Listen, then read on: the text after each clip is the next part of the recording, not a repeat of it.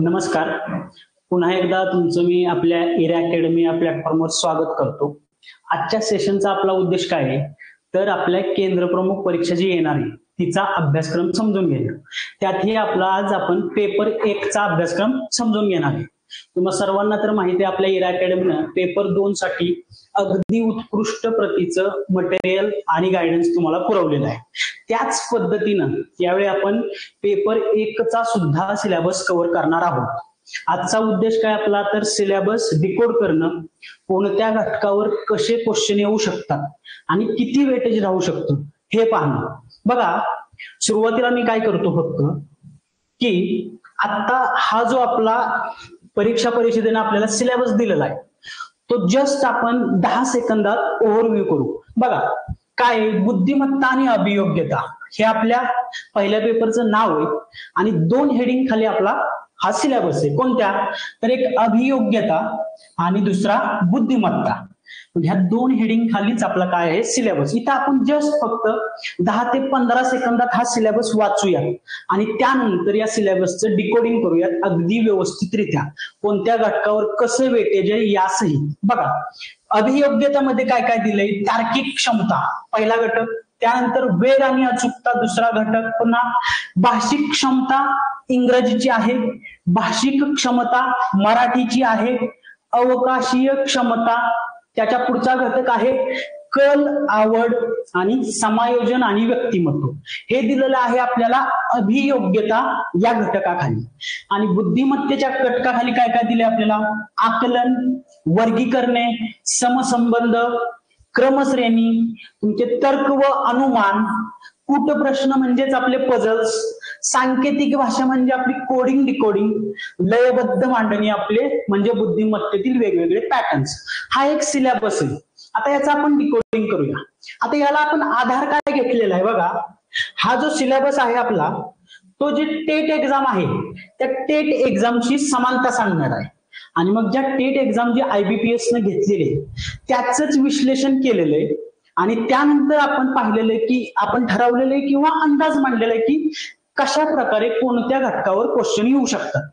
TET एक्झामचे अगदी पूर्णपणे सखोल विश्लेषण करून मी हे मांडतो. हे गरजेचं कशासाठी, आपले पेपर असणारे 2 तास, 2 तासात दोन्ही पेपर आहे.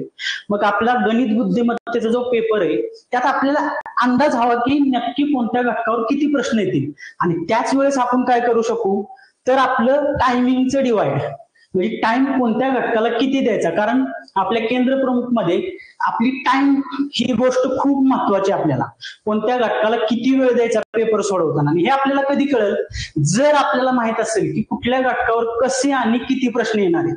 पेपर 2 चा आपल्याला माहिती आहे तिथं घटक वाईजच आपल्याला क्वेश्चन दिलेले आहेत, पण पेपर 1 चं तसं नाही. मग आता आपण हे टेटच्या एक्झाम वरून जो याच सिलेबसची समानता सांगणारा सिलेबस आहे त्याचं विश्लेषण करून आपण आपल्या सोयीसाठी आता या अभ्यासक्रमाचे 3 भाग केलेले.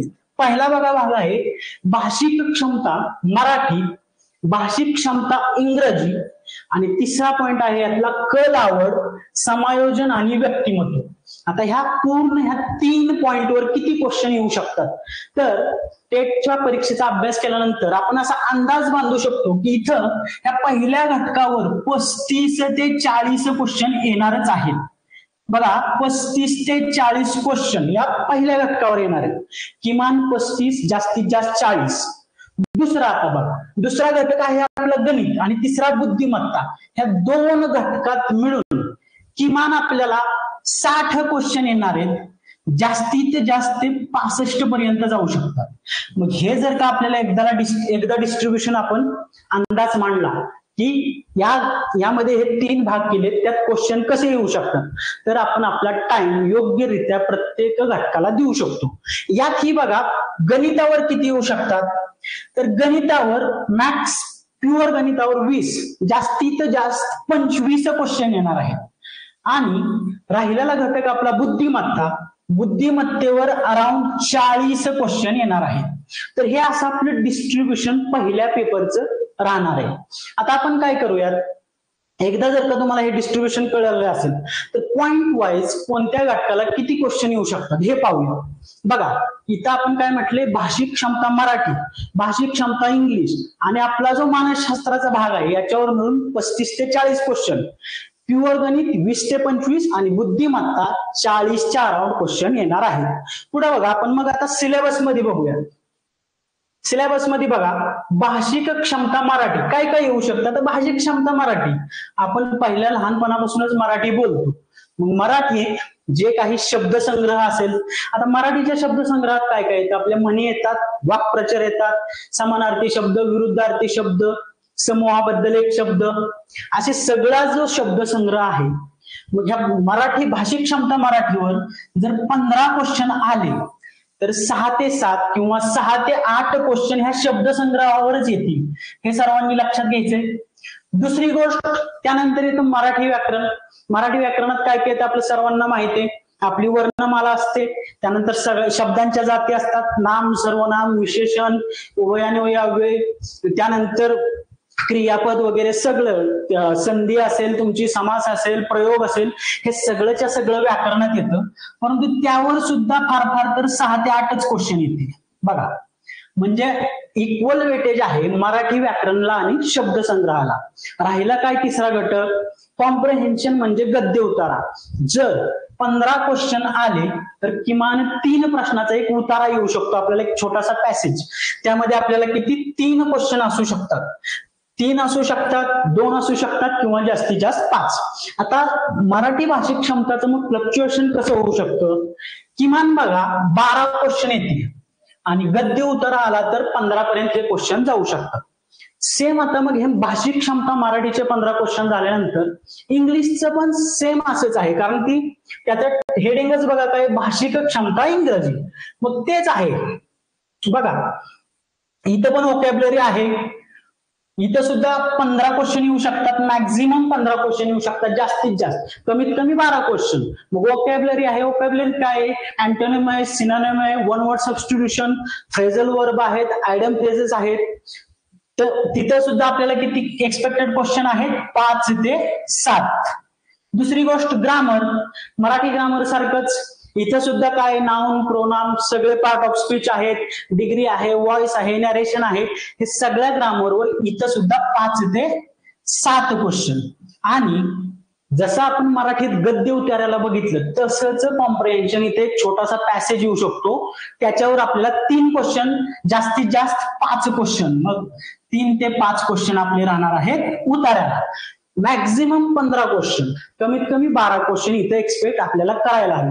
आता हे आपण काढलंय कशावरून, सुरुवातीला तुम्हाला सांगितलं त्याप्रमाणे हा सिलेबस टेटशी समानता सांगणारा आहे. आणि जे क्वेश्चन आपण टेटच्या आता आयबीपीएसने एक्झाम घेतली त्याचं विश्लेषण केलं की आपल्या लक्षात येतं की कोणत्या घटकाला किती वेटेज असू शकतं. तर ही झाली आपली भाषिक क्षमता इंग्रजी. तिसऱ्या घटकाकडे जातोय आपण, आपला कल, आवड, त्यानंतर आहे आपलं समायोजन आणि व्यक्तिमत्व. आता हा घटक आहे ना तो मानसशास्त्राशी संबंधित आहे. मग हा घटक मानसशास्त्राशी संबंधित असल्यामुळे 3 तुम्हाला सॅम्पल क्वेश्चन आणले जे आयबीपीएस न टेट मध्ये विचारले, ते तुम्हाला जस्ट वाचून दाखवतो. कारण कसं आहे, या घटकामध्ये ऍप्लिकेशन बेस्ड क्वेश्चन, जर 10 क्वेश्चन या घटकावर येणार असतील, 10 क्वेश्चन जर या घटकावर आले तर त्यातले 7 क्वेश्चन तुम्हाला ऍप्लिकेशन बेसिस, जे तुम्हाला वाचून सुद्धा कळतील, थोडेफार नोट्स कव्हर केल्या. 12वी मध्ये पण हा एक चॅप्टरच आहे समायोजन आणि व्यक्तिमत्व, त्यातून सुद्धा आपण नोट्स काढणार आहोत, तर ते कळतील. आणि 2 ते 3 प्रश्न थिंकरवर असू शकतील, त्याच्यासाठी सुद्धा आपल्याला प्रिपेअर करायचंय. मग बघा यात 3 क्वेश्चन तुम्हाला दाखवतो कशा प्रकारचे इथं क्वेश्चन येतात. पहिला क्वेश्चन बघा, कधी कधी आपण खालील हेतूंसाठी संसाधन म्हणून आपल्या विद्यार्थ्यांना वापरता. म्हणजे एक शिक्षकांना क्वेश्चन विचारला की तुम्ही केव्हा आपल्या विद्यार्थ्यांना संसाधन, रिसोर्स म्हणून वापरता, आणि त्याचे 4 पर्याय दिलेत बघा.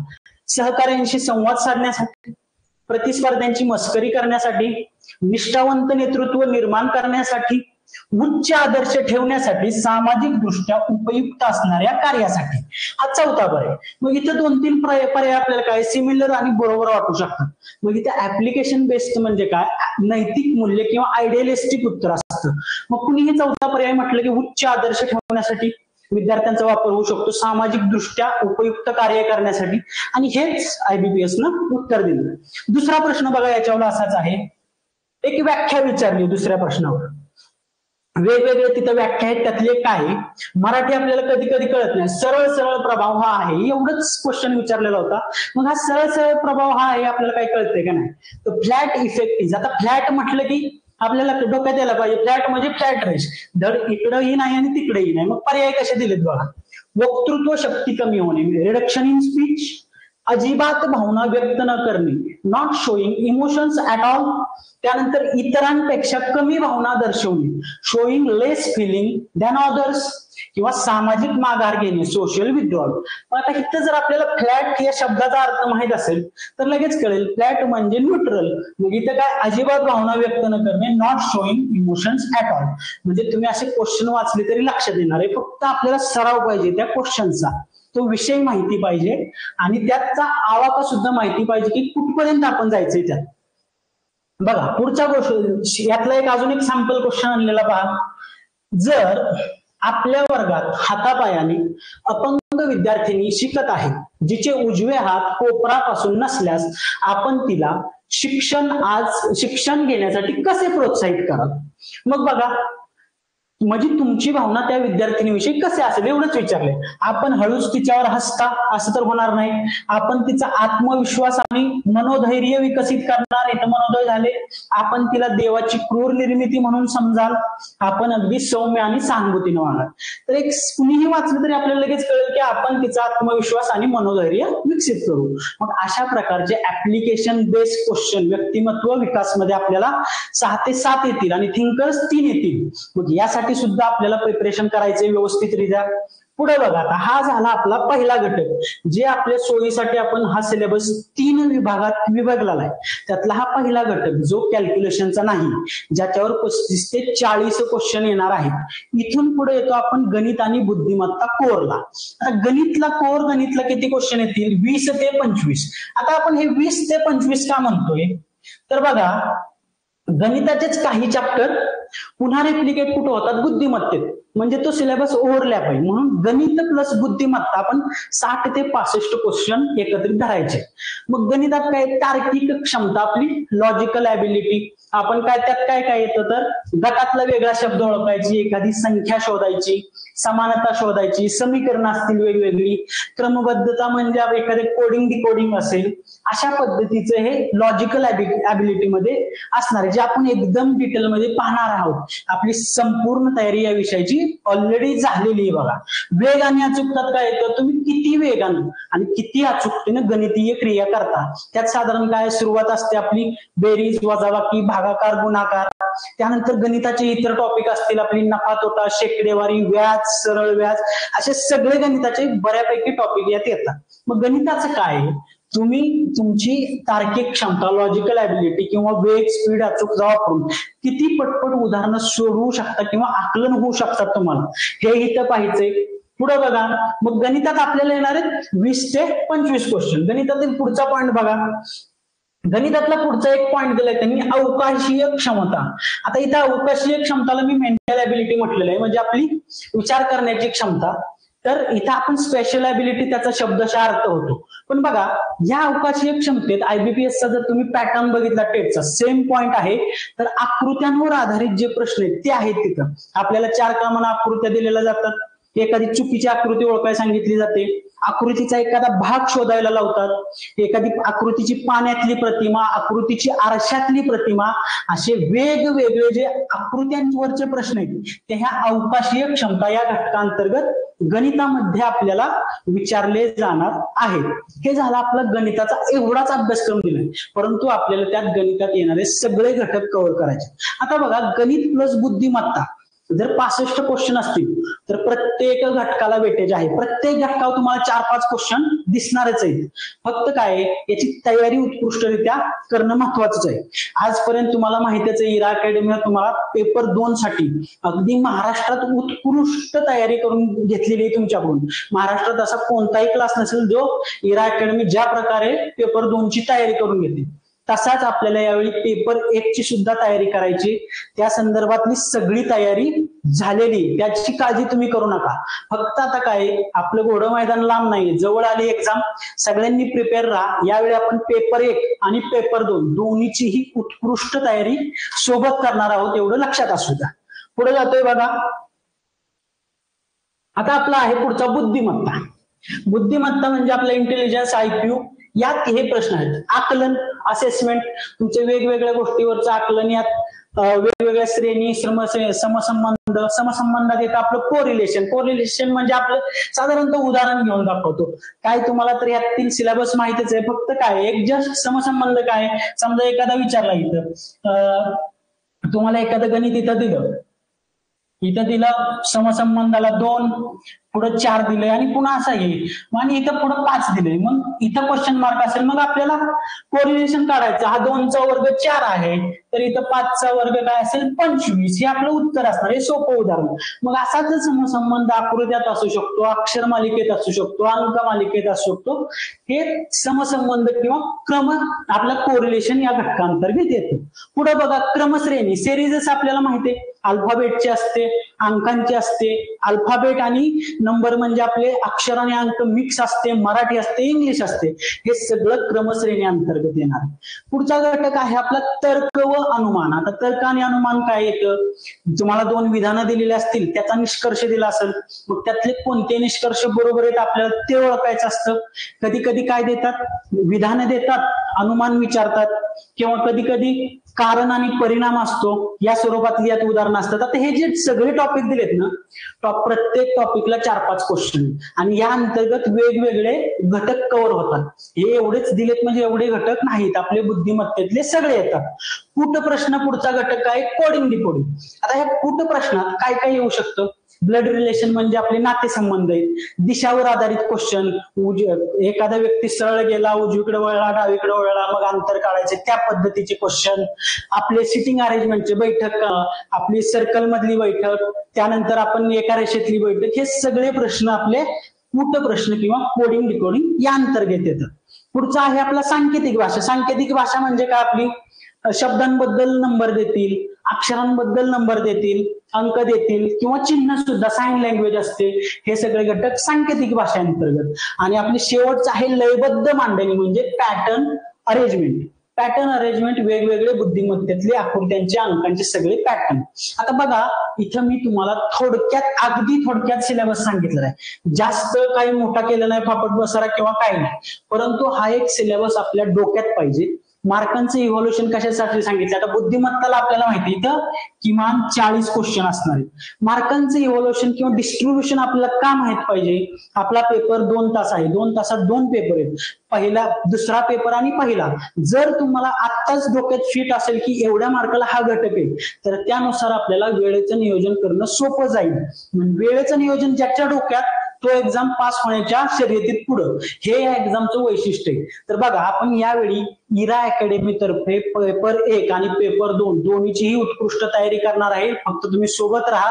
इथं आपण बघितलं 3 जे घटक केले, भाषिक क्षमता, इंग्रजी, मराठी, व्यक्तिमत्व विकास, ह्याच्यावर आपले 35 ते 40 क्वेश्चन. गणित आणि बुद्धिमत्ता मिळून 60 ते 65 क्वेश्चन, त्यातले गणित कोर 20 ते 25 क्वेश्चन आणि बुद्धिमत्ता 35 ते 40 क्वेश्चन, अराउंड 40 क्वेश्चन बुद्धिमत्ता. हे असं आपलं डिस्ट्रीब्युशन असणार आहे. लवकरच एक्झाम येणार आहे. तर हे आपले तुमचा सिलेबस आहे. इथं थांबतोय आपण, तुम्ही आणि आपण लवकरच जोडले जाणार आहोत. धन्यवाद.